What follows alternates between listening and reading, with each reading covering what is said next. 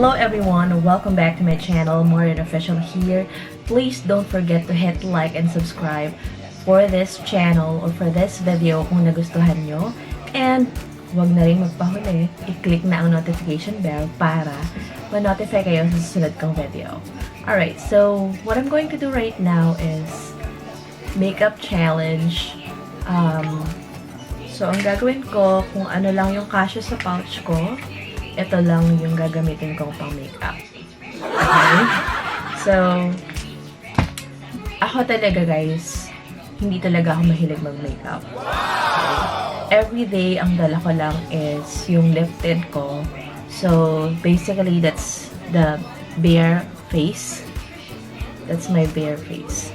So, that's the challenge, guys. Let's go ahead and start. So, kakaugas ko lang ng face ngayon. So, kuha lang ako ng tissue. Wipe ko lang yung face ko para yan, matanggal yung water.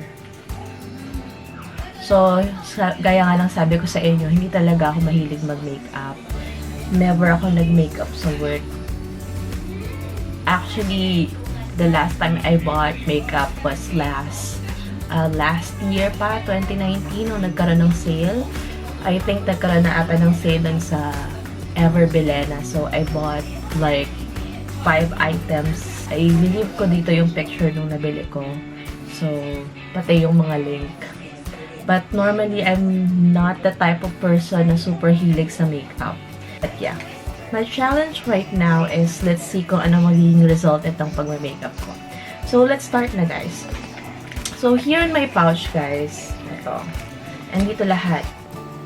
So, we'll see kung ano-ano yung nandito later. So, ilalabas ko na lang siya isa-isa kung ano ba yung mga gagamitin ko.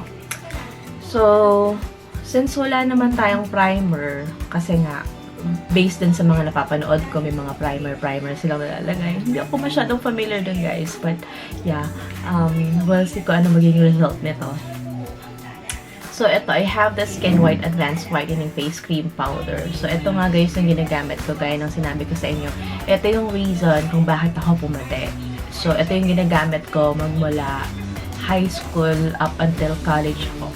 Then, after nun, after ko mag-graduate noong 2018, that's the time na mga around December 2018, gumamit ako nung itong product na to, gumamit ako yan.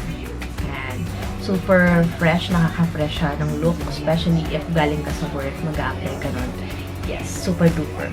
So, let's go ahead and start na guys. I'll apply na lang this as a primer, but I don't think if it's okay to use.